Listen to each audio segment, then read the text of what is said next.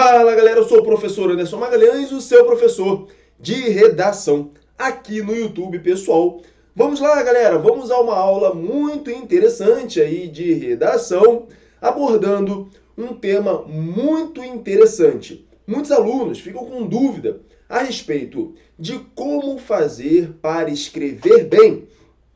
Afinal de contas, escrever bem para a maioria dos alunos parece algo muito distante, parece algo quase lá no impossível. Mas não é bem assim. Qualquer um de nós em nossa sociedade podemos escrever bem. O homem médio tem uma capacidade de escrita bem razoável e que pode ser bastante desenvolvida.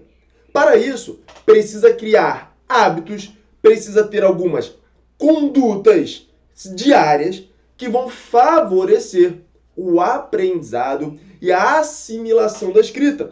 Pessoal, a assimilação da escrita tem muito a ver com processos psicolinguísticos, isto é, a forma de aquisição da linguagem na nossa mente. E nós adquirimos muito a linguagem pelo meio visual.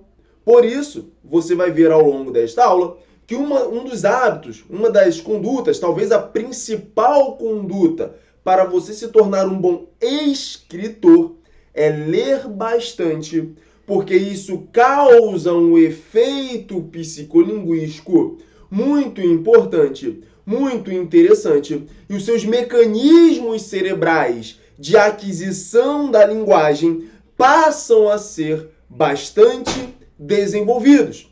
E com isso, você vai, aos poucos, conseguir se transformar em um bom escritor, beleza? Mas vamos ver então, com bastante calma, quais são os hábitos, quais são as condutas que você deve adotar no seu dia a dia para que você se transforme em um bom escritor. Vamos avançando aqui, vamos avançando neste assunto. Mas para isso, vamos entender por que as bancas de concurso público. Porque a banca vai exigir de você a prova de redação. Você vai se perguntar, poxa, professor, já tem lá a parte objetiva de marcar X. Por que será que a banca exige de mim, aluno, que quero ingressar num concurso público, que quero ser aprovado em um concurso público, quero ser aprovado na carreira militar, porque a banca vai exigir de mim, então, uma prova de redação. Pessoal, basicamente nós temos dois pilares em que se baseia aí a fundamentação para por que uma banca vai pedir para um aluno uma prova de redação. Primeiro deles, pessoal, podemos elencar aqui se o aluno ele reúne condições, se ao longo da vida dele ele se tornou uma pessoa capaz de construir um raciocínio coerente, ou seja, se ele é capaz de expressar o seu pensamento de forma coerente. E aí você vai me perguntar, professor, o que significa um raciocínio coerente? O que significa eu ser capaz de me expressar de forma coerente?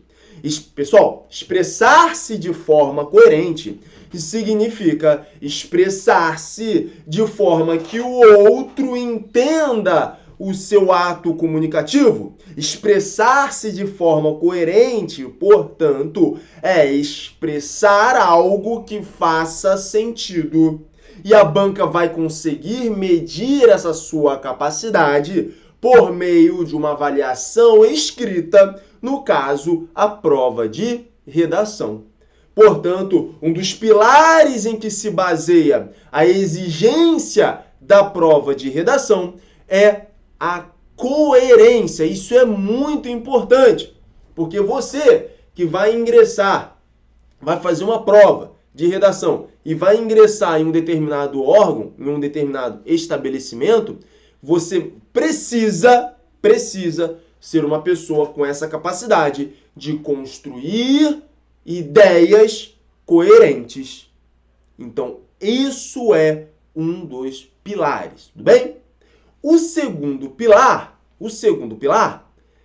em que a banca se baseia para te exigir uma prova de redação é justamente a construção de ideias. A banca já te propõe questões objetivas. A banca já te propõe questões em que você tem que fazer a bolinha lá, né? Você tem que marcar o X. Na verdade, não é o X, né? Você tem que fazer uma bolinha e tem uma bolinha lá, né? Você não tem que fazer a bolinha tá pronta lá. A bolinha tá lá no cartão resposta e você tem que preencher aquela bolinha, não é isso? Então tá. A banca não quer saber, no caso na prova de redação, se você é uma máquina de verdadeiro ou falso, que basicamente, pessoal, a prova de objetiva é uma prova em que verifica se você sabe analisar se uma sentença é verdadeira ou falsa. Aqui, na prova de redação, ele quer saber se você é capaz de construir de forma autônoma. Então, essa aqui é a palavra. Essa é a palavra, ó.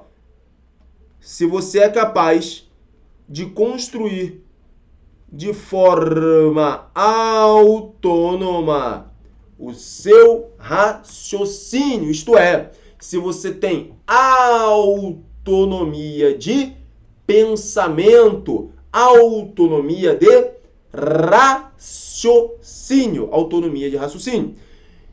Como que é essa tal da autonomia de raciocínio aí? Olha só, nós sabemos aqui, nós que fazemos provas, que muitas vezes o aluno pega uma questão lá de A, B, C, D, E, e ele vai fazendo o quê? Ele vai eliminando as alternativas a partir daquilo que foi afirmado pela banca.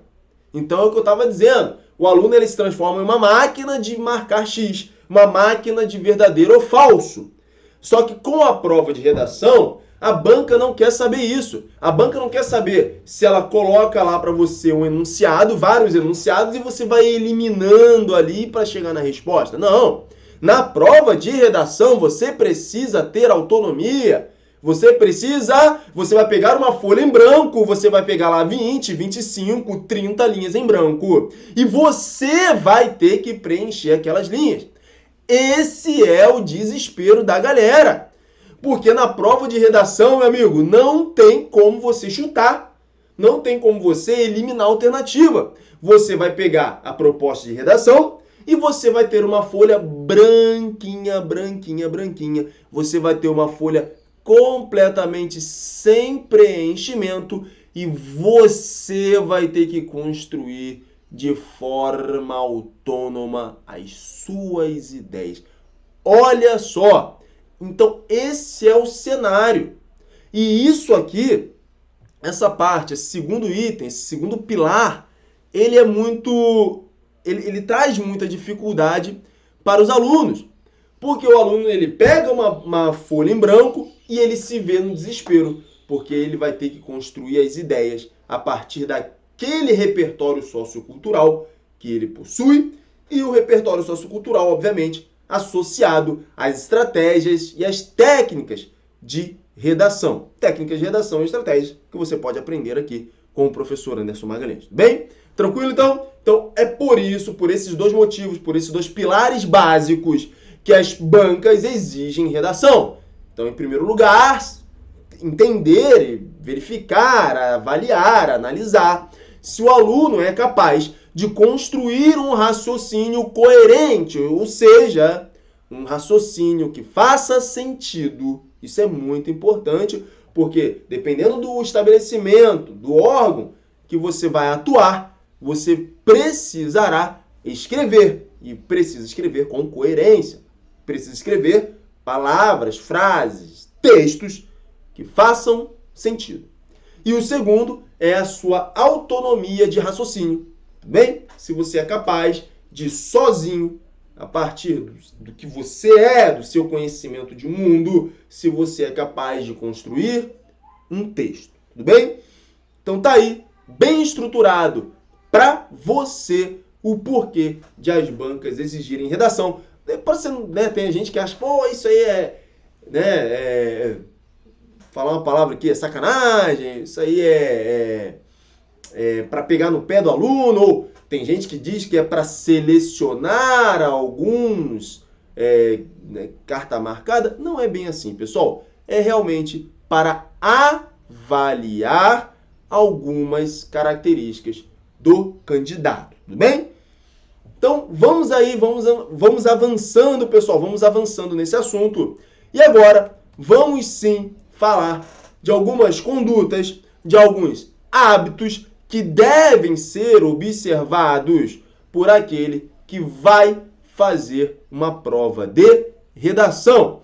Sempre coloco para vocês, existem as estratégias, existem as técnicas de redação propriamente dita, mas é importante que um passo antes, antes de tentar entender as estratégias, as técnicas, você crie esses hábitos, você crie essas condutas, porque quando você estiver diante das técnicas, quando você estiver diante ali das estratégias discursivas, você vai conseguir ter uma assimilação muito maior e rapidamente você vai se transformar em um excelente escritor e você vai chegar com muita tranquilidade na sua prova de redação, tudo bem?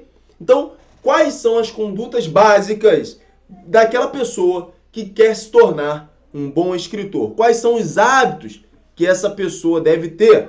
Então, são 5. Eu separei 5 hábitos principais que esses você precisa fazer diariamente. Vamos bater aqui um por um deles. Bem, primeiro deles, o primeiro hábito que você deve ter para se tornar um bom escritor, o primeiro do seu hábito é criar o hábito e o gosto pela leitura. Então, isso aqui é muito importante.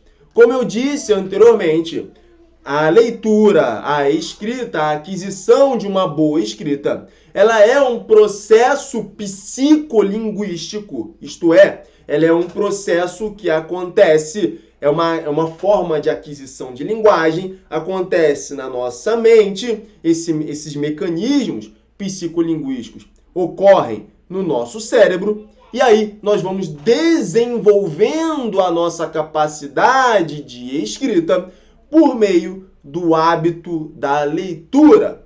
O que acontece no nosso cérebro?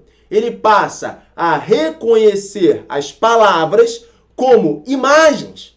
Ele passa a reconhecer as palavras como imagens.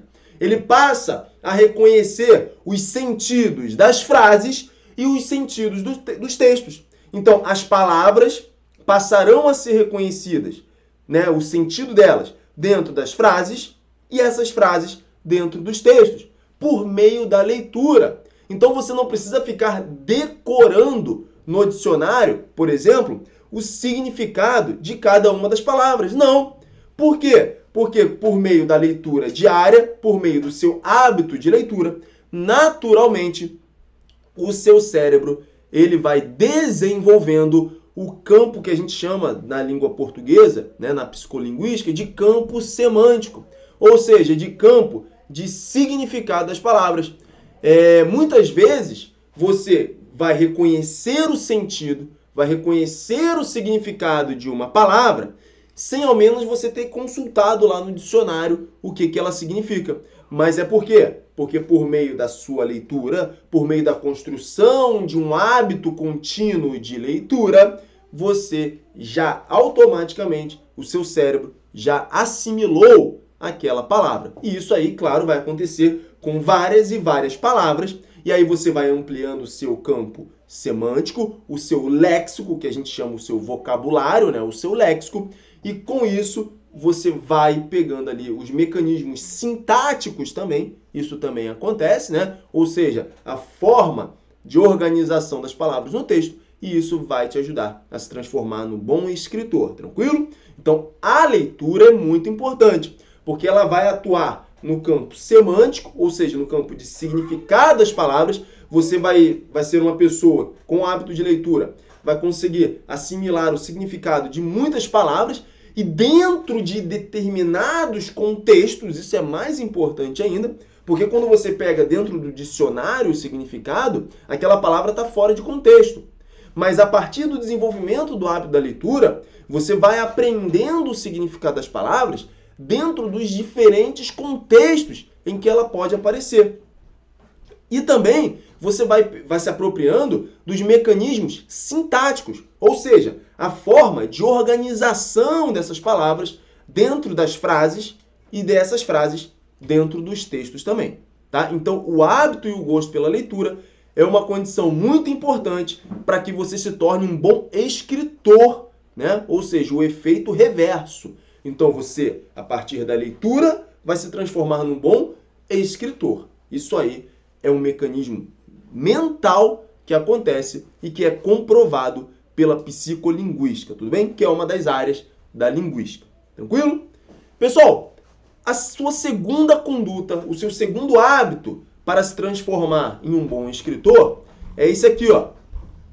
É necessário que você seja curioso, investigar as palavras que circulam em seu meio. Bom, a partir do momento em que você é uma pessoa que lê, naturalmente surgirão dúvidas.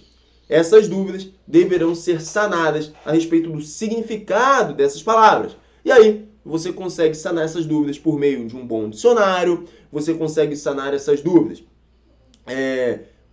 investigando o sentido dessas palavras, tranquilo? Então, investigar as palavras que circulam em seu meio. Também, pessoal, você está andando na rua e você olha lá um outdoor, você olha lá numa propaganda uma palavra diferente. E aí você correr atrás e investigar o que aquela palavra significa, tranquilo? Por tabela, já vai acontecer esse terceiro hábito, ó, que é aumentar o seu vocabulário, e a sua cultura geral. Essa cultura geral aqui é o que a gente chama de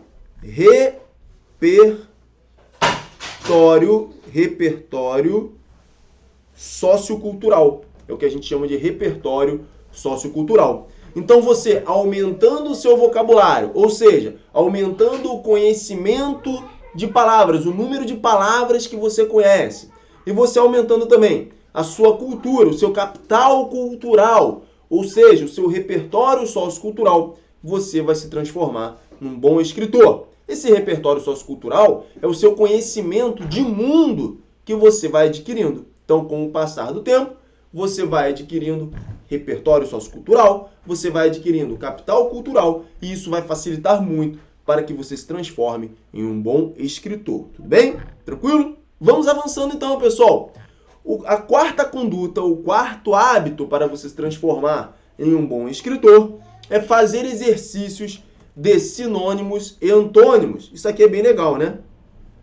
Professor, o que são sinônimos e antônimos? Pessoal, sinônimos e antônimos são palavras. Sinônimos são palavras que possuem sentidos parecidos, que possuem sentidos aproximados, né? Por exemplo, claro e alvo, né?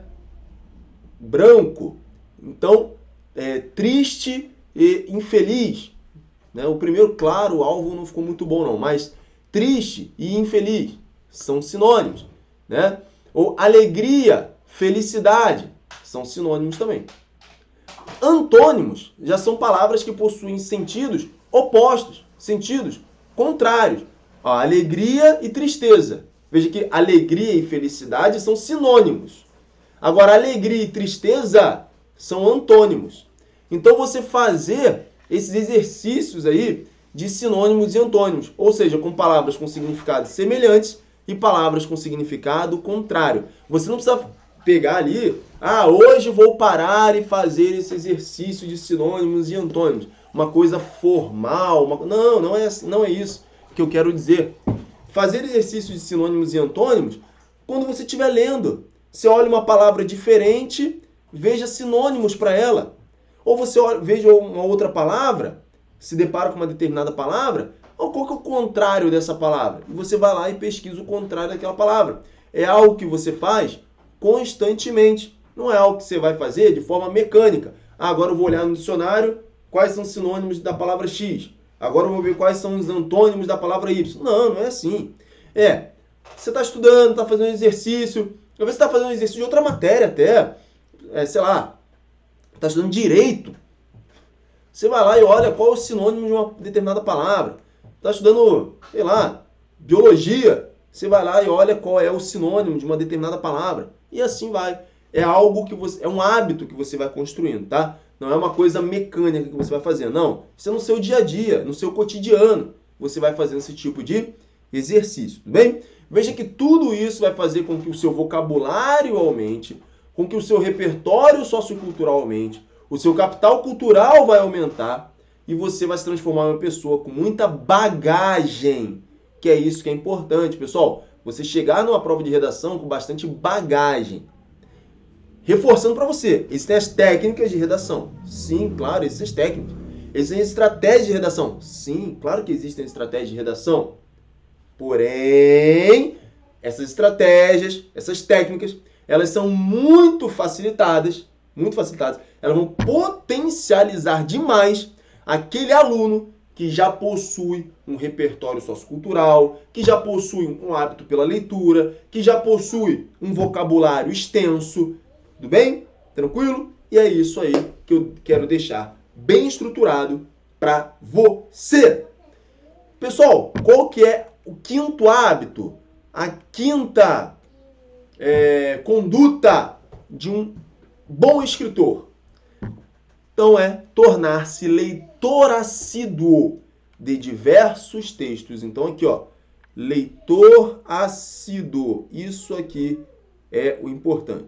O que é leitor assíduo? Pessoal, assiduidade, capacidade de assiduidade. O que é isso? Assíduo é aquele que não falta, aquele que não deixa de fazer o que tem que ser feito. Então, o leitor assíduo é aquele leitor que lê constantemente. Eu recomendo, leia todos os dias.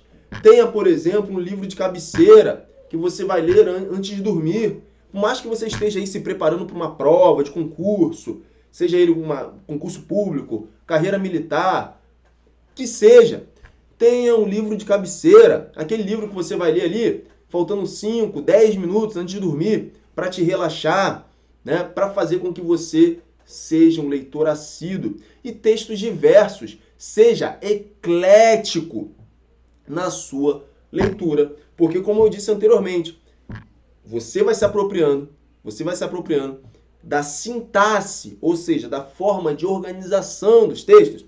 Então, hoje você lê um romance, amanhã você lê uma carta aberta, outro dia você lê uma dissertação, no outro você lê uma descrição. Então, ser um leitor assíduo, ser um leitor de diversos textos, um leitor eclético, isso vai facilitar muito, pessoal. Em poucas semanas, em pouco tempo, você vai perceber que você vai melhorar muito a sua capacidade de escrita adotando essas 5 condutas. Tô nem falando das estratégias, das técnicas que eu te ensino. Estou falando apenas desse comportamento diário aqui. Só isso já vai fazer com que você evolua muito na sua escrita, tudo bem? Tranquilo?